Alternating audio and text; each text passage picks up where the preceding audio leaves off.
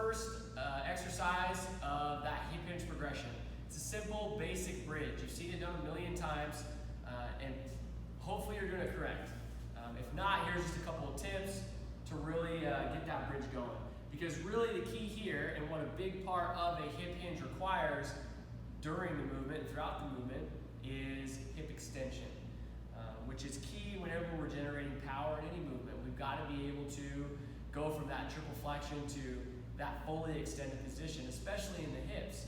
And so, again, this is a great basic movement, probably seen it a million times. Here's a couple tips. So first and foremost is our feet position. Where do we want our feet to be? What I'll see a lot of times is people's feet be way out, typically way out. Sometimes some people get their heels way too close to the butt. But if we get the feet way out, just like Nick had it right there, and then we go up into a bridge, what's going to happen is we're going to recruit the hamstrings. And try these out as you're going through this.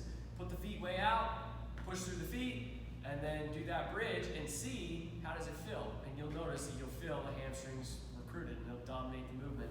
And we don't want that. So if I go all the way in, heels to butt, he bridges up. What's going to happen from there is we're going to put those hammies on so much we're going to shorten them so much that really we're going to have too much stretch on most of our hip flexors, and that's going to restrict our hip extension up. So we really want to find a nice happy medium.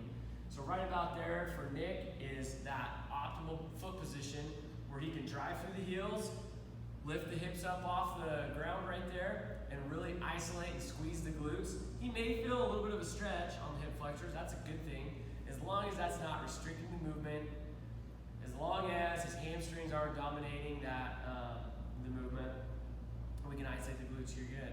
So if he comes right back down, the other common thing we'll see is the low back. As we extend that low back, we kind of rob the maximization of this exercise from the glutes or from that hip extension. So think of it in terms of, you know, a lot of times we always think of just the muscle, but in this case, think of it as that movement. So our glutes produce hip extension, and we want that movement to be as pure as possible.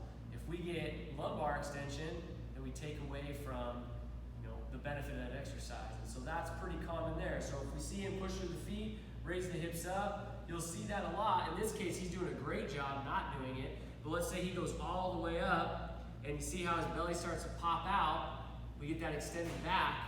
We don't want that, right? So we want to make sure that we're staying true. So as we come up, pop those hips up and extend them as far as we can.